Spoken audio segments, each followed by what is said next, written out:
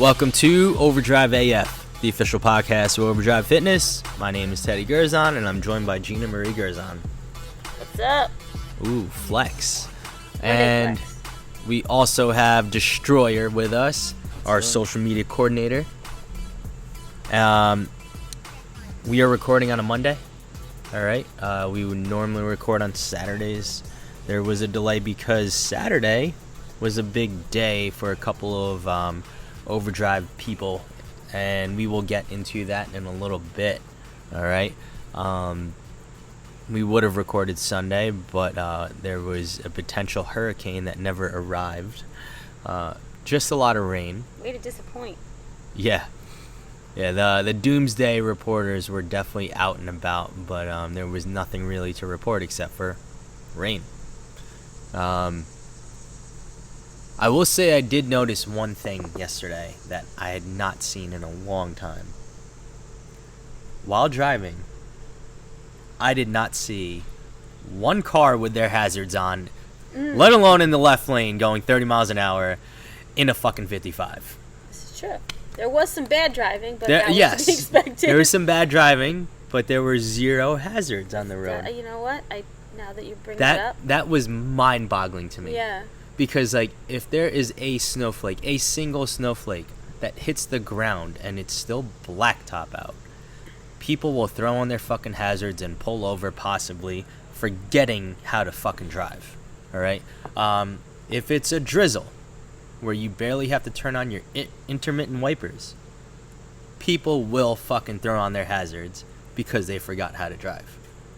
But the potential threat of a hurricane, possibly because it was named after a Frenchman, Henri, maybe they're like, what the fuck will a French storm do?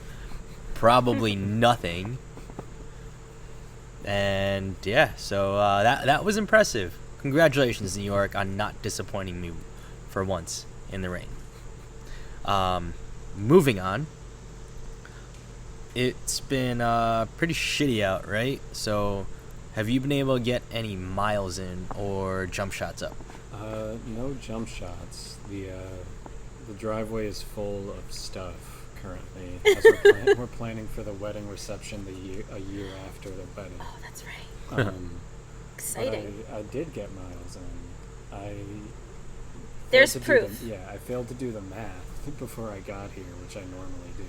Well, there were some longer runs. I saw it. 3 6.5s and 5 on Saturday. Awesome. In between the lifting on Monday and Friday. 24 and a half. Yeah. So almost a minute. Not quite. Good tunes, though?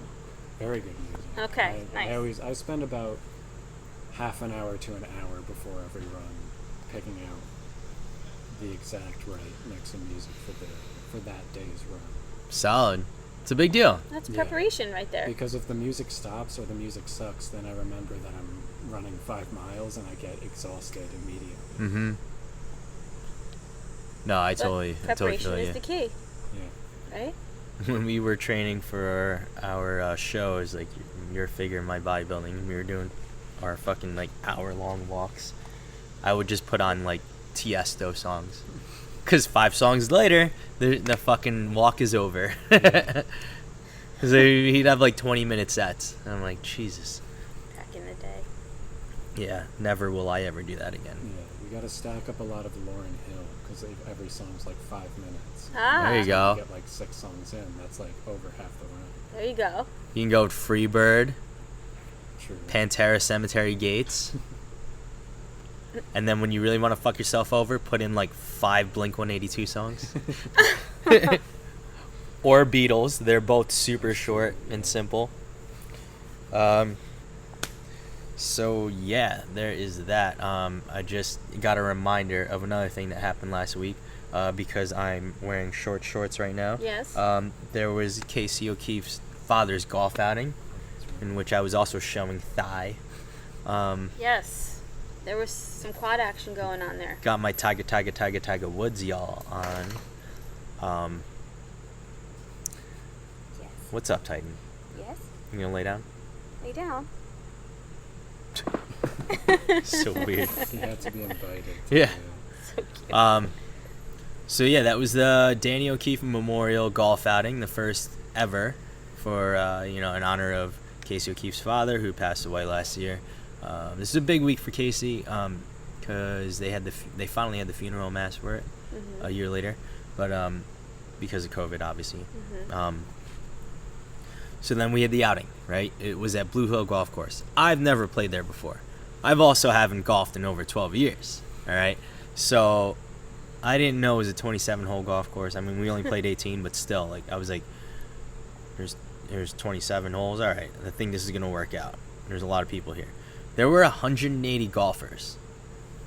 You had an awesome 180 turnout. Golfers. There was a great turnout. It was nice to see a lot of friends from high school. I went to Nanuet. They all went to Pearl River. It was nice to see a bunch of them there. We haven't seen each other in a long time. But it was a great day. It did storm in like overnight, and I thought it was gonna be horrible. Like I thought the course was gonna be super saturated and everything by the time it came time to play, which we started at 1. But no, everything was perfect. It did drizzle a couple of times, but that's totally fine because we got a rainbow out of it. So a lot of people took some great pictures. God, it was beautiful. Yeah, it was an awesome day. We put together a little overdrive foursome there between comprised of myself, Jeff Gartner, weekday warrior, another weekday warrior, Andrew Dean, who's a newer member but crushing it. And then who else did we have? Probably our number one Overdrive AF fan, Elliot Scharf. All right. Some of our athlete listeners might know him as Mr. Scharf, the famous chem teacher at NIAC. What's his? What's up? Yo. Yow yow. Yow yow. I mean, What's up? What's up? What's up? There we go. Thanks for participating, guys. It was a great day. It was a ton of fun. We'll have to do it again. All right. And I think I'm addicted to golfing again. So that's awesome. Yeah, because now it's. Do you think that you'd want to play golf, Gina? Hell yeah. I think we can get a pair of. We can get a 9. We can get you some golf clubs. There's a golf course right up the road, too. Right, It's only 9 up the road. holes. Creepy white truck driving slowly by. Yeah. No, he's probably looking for a warrant. Whatever. Anyway, so golf outing was a success. It was a great time. And thanks to Casey for putting it out there. Everyone had a blast. Moving on. What should we tackle first? The theme of the shows of this episode, or cover the 2 people that we were going to talk about? Well, I think that the theme, what got us to the theme of the episode was the fact that these 2 gentlemen did what they did over this past weekend, and everything that kind of came about and what it took to get there. So, right, the theme of the episode we kind of agreed upon was, in order to be successful, right, we get uncomfortable being uncomfortable. Yes. They always say, get outside your comfort zone, move past the line, step outside the box, that kind of thing. And we had two amazing gentlemen. Coach Kevin Mendoza, who coaches here part-time at Overdrive, he decided to enter into a powerlifting competition, all the while just being hired as a surgical tech in one of the hospitals in the city. Again, talk about jumping into doing something uncomfortable, because he's been in fitness and training and powerlifting the majority of his life, yes? And not only did he decide to jump into getting back into competing again in powerlifting with his old powerlifting group, his team, in 12 weeks, he decided to he spoke to me about it, and I said to him, so what's your plan? I don't know, wasn't sure. And I said, well, you could continue to compete at 181, or we could, like in a past episode, feel the fear and do it anyway, get uncomfortable being uncomfortable. We have a nice amount of time. Why don't we try and kill the class below it? And that's exactly what he did. He had 12 weeks with all the stress going on around him, injuries due to lack of training and lack of sleep, jumping into a new job and having him wake up at 4 a.m., working crazy hours, not able to eat or drink because he's in the surgical room for how many hours a day, and you're not allowed to bring food or water, unfortunately, especially when you're in your probationary period. And, you know, trying to get to train with his team so he has that support, work on cutting down to the 165 class, or that 75 kilogram class. He decided to jump in with both feet and do it, and he did. And he weighed in under. He weighed in at 163 point something. And again, with nagging injuries due to, you know, lack of sleep, stress, not always getting all of his food and hydration in, not always being able to get in the appropriate amount of volume for his training, he came out of this killing it, and he came out of this with a solid total to build off of, because now we're going to build off of that and continue to mold him and frame him into that 165 lifter and allow him to be even more successful. And that's a 16-pound jump. So normally Kevin would hover around, I don't know, between like 181 and 185, and that's where he was kind of comfortable, and he's been there for a while, and strong there.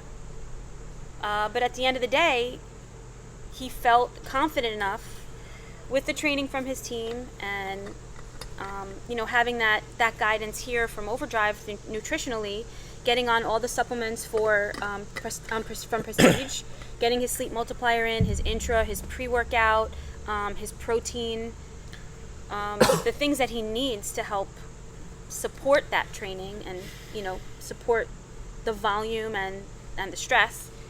He decided to go for it. And you can't say in any way, shape, or form that this was comfortable in the 12 weeks, because to drop a weight class and to maintain your strength within the confines of the rules and everything else, he did it. I'm really proud of him. I am so proud of him. And his goal right now is I said, look, let's recompose. Let's continue to just mold you where you're at. He looks amazing. He was having fun on Saturday. And it was just nice to see him in his element and with his community, with his team, right? He got his abs back. He was very pumped about that, and he stayed strong. He got stronger, you should say. So it was great because he increased his lean body mass and trimmed fat, and had the muscle behind it to back it up. You know, not like what you see in most commercial gyms now, where people are just walking around with their bro cut offs, nipples hanging out, but they can barely do a push up. It's like, oh, I got a six pack, but they can barely do a push up. Like, come on, bro. The fuck is that? So yeah, Kevin crushed it at the 165 weight class. All right, he totaled 1162. All right, so he squatted 413, benched 297, and deadlifted 452. All right, to do all three lifts in one single day and give it your max effort, that is tough. Yep. So you know, props to Kevin for just saying, fuck it, let's do it. And there's not much break, because the meeting, right, they had to be there by 7:45 in the morning. I think the meet started at 9 a.m. and that's when they started squatting. And then he benched, I think, by 12, and then he deadlifted by 2 o'clock or something like that. So there's really not much time, and depending upon how many lifters in your class, how many classes, men, women, whatever, it was a decent sized meet. It ran very well. They did a great job. It was right in Jersey, about, 35 minutes from here. Not Yep. so bad. Yeah, Bloomingdale, New Jersey. They had to move the venue from a non-air conditioned location to an air conditioned location, so thank God for that. Mm-hmm. Because we don't want the bar slipping and moving in places that aren't supposed to be. Mm-hmm. We want the best environment suitable for success, in regards to what we're doing. So Kevin, props to Coach Kevin. And he'll be back here, with classes, teaching the morning classes again in September. So Yes. we look forward to having him back on our roster.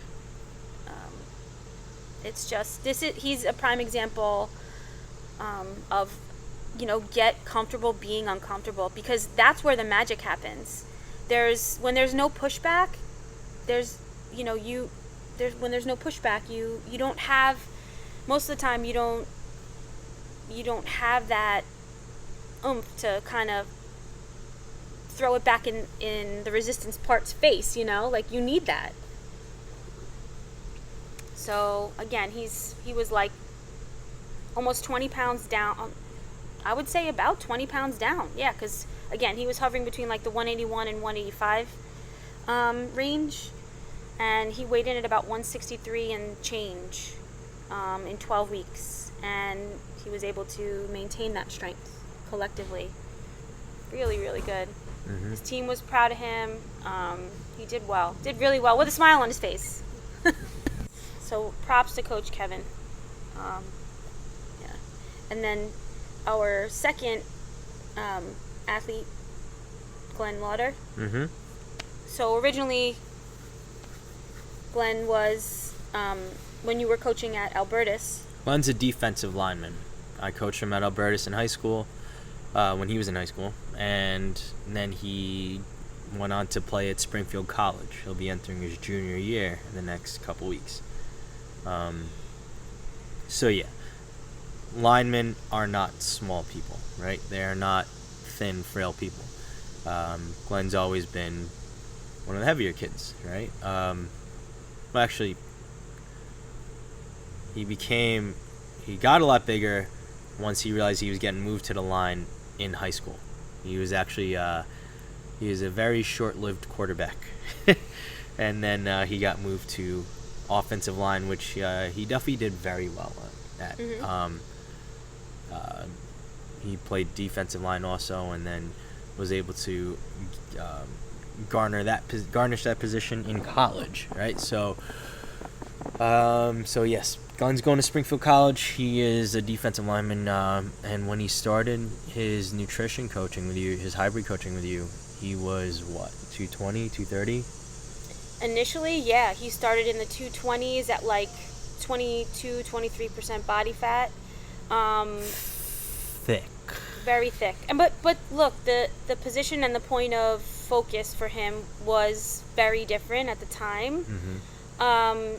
He came back, and he did. He put on muscle. He did lean out, but again, his coaches wanted him to stay where he was. Just do the best with what he had. Stay strong, stay big, but stay fast, right? Mm-hmm. And don't lose size. So, we had to work within the confines of those directions. For a while. And then he came back over the summer, or before COVID, and then decided he wanted to cut. He actually wanted to really lean out and cut. So he went from the 220s and then teens down into the 200s and then 190s, and then got down to just over 10% body fat. Mm-hmm. And he was able to maintain that through college, even through COVID and everything. Coming back probably about a little over 8 weeks ago.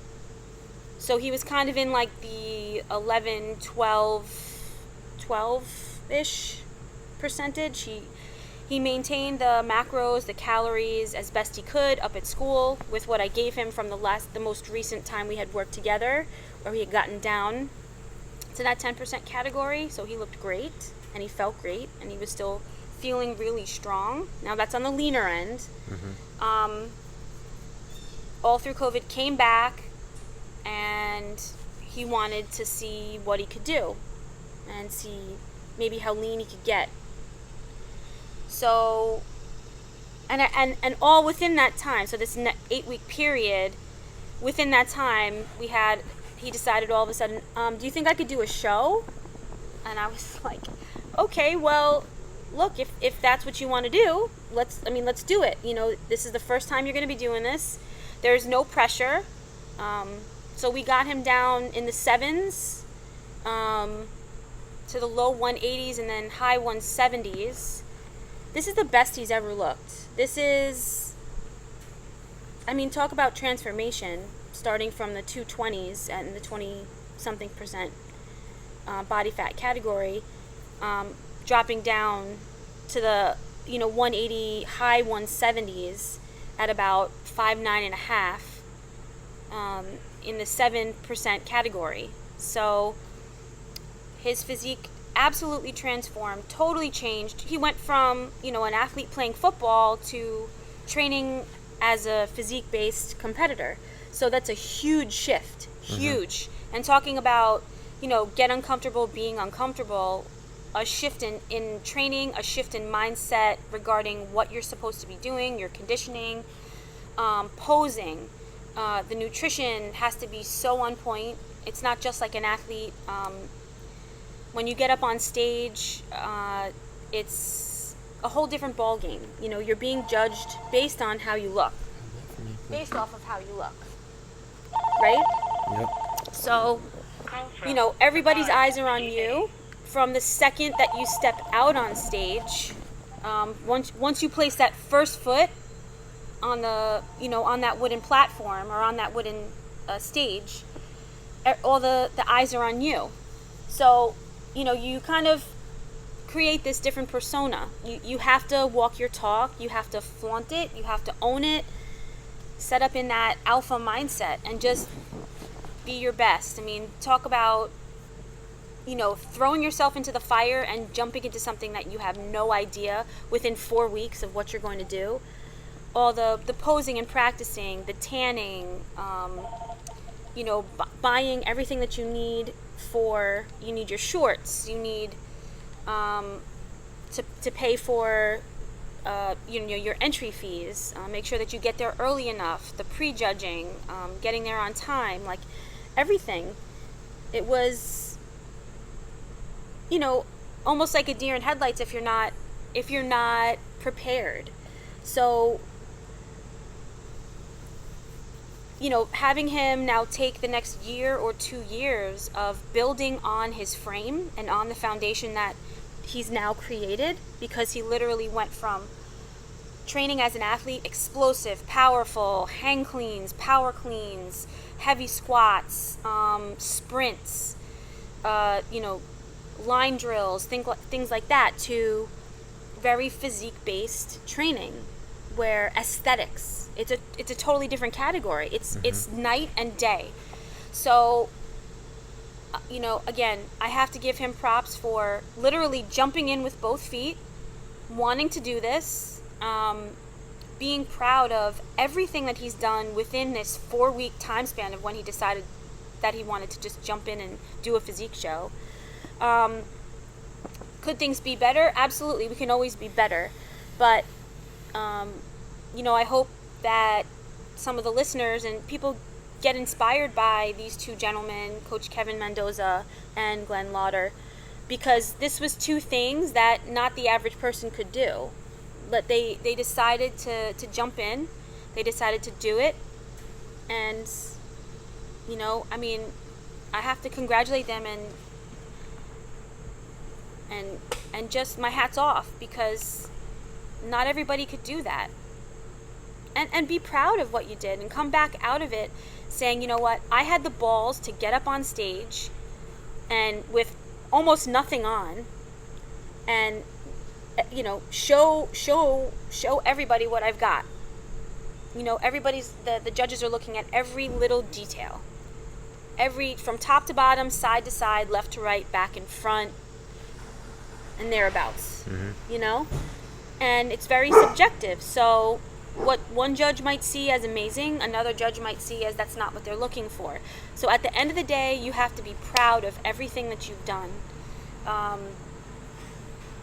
Being able to just leap into the unknown. And even with Coach Kevin, the 20-pound drop in 12 weeks, and feeling confident enough that he'd be able to perform in a weight class that he's never competed in before. Right? Yep. So these two gentlemen, I mean, inspire me. Coach Kevin even said, gee, I mean, you think about getting back into powerlifting? Or what about Overdrive? There might be some people, and I think there's a good handful or two that would be interested. We could definitely get them ready for it. And it gets the juices flowing again. Like, starting to think about where would I fit? Where would I have fit today in this competition or whatever? And it just allows you to reminisce and see. But again, it inspires everybody. So thank you guys so much for putting yourselves out there and getting uncomfortable and doing what you did, because it only makes you better. You will never be the same now. It's only moving forward. And I love that, because there's been such a change within them, because they're no longer that anymore. They're forward. They're moving forward. It's great. Yeah, no, hats off to both those guys. They absolutely crushed it this weekend. And again, like I said to Glenn, I'm like, dude, this is the best you've ever looked. That in and of itself is amazing. For anybody to get shredded, especially into the single digits, like, hats off to you, because it does not get easy once you get to 10% or lower. Talk about being uncomfortable. Yeah. I mean, I get hangry at 20%, so. But two very different situations where you had a serious weight cut and then total reformation, recomposition, where we had to get shredded in a short amount of time. So what do we do? So talk about really putting themselves out there and having to be uncomfortable, because in both of those situations where you need to lose to drop to that weight class, that lower weight class, and you need to drop differently, but the same in a sense, to drop and get up on stage and flaunt your stuff. So your eyes are on you at that moment when the lifter is ready and they perform, and when the competitor is ready and they walk out on stage and pose. Everyone's eyes are on you.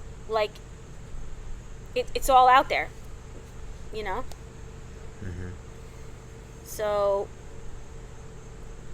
I mean, if you see anybody's listening, if you see these guys, reach out to them, or even reach out to them and just, tell them they did a great job. Congratulate them. And my hat's off to anybody who decides to do that. Anybody, people who have never lifted before and come in here. They've never even gotten on a bike and rode a bike or spin class or whatever, and they come in here. Throwing yourself into a new situation, hats off to you, because it's uncomfortable. And the fact that you're allowing yourself to feel that is huge. It's huge. And then you could just have some matcha chocolate chip cookies, Yeah. After that. That's the best part. Oh, man. So they've made me proud this weekend. They really did. And we were so happy to be a part of that. Yes. I do have one regret, though. I think I should have shown up to the powerlifting meet in jorts. Oh. I think it would have been an appropriate location for that. So, there's always the next one, I guess. Well, Kevin's planning on staying at the 165, because that's what we're going to do. I told him we're just going to continue to sexify you. Because, remember, they're like, yeah, you're already sexy. Well, yeah, you're already sexy, but we're just going to continue to sexify. That's the goal. And even with the aesthetic part of the physique competition. It's like, feeling yourself. That's what you're showing off. Let the inside come out on the outside. Yeah. Absolutely. Anything else to add? No. Great job to both of them. Yeah, way to throw yourself into the fire and just get after it. Again, just a reminder for the best supplements in the game that have been proven to work for all of our members, especially the 2 this past weekend. Check out Prestige Labs through overdrivefitnessny.com/Prestige Labs. All natural, safe, and tested and proven supplements. The best in the game. For those of you that have a hard time hitting your lean protein goals, always check out muscleleg.com/overdrive to get 10% off on your order. It's one of the easiest ways that you can hit your protein goal for the day while still having real food. It's also delicious. So, again, my favorites: vanilla, strawberry, fruit cereal, chocolate mocha, and chocolate caramel. Cake batter is also pretty dope too. So can't go wrong with any of those. Mm-hmm. And you can use them in many different ways. Yes, you can make French toast with them. Oatmeal, you can bake with it, put it in a smoothie. Lots of different things. Hell yeah. So besides that, that's all we have for today's episode of Overdrive AF. We'll catch you guys next week on another episode. Peace.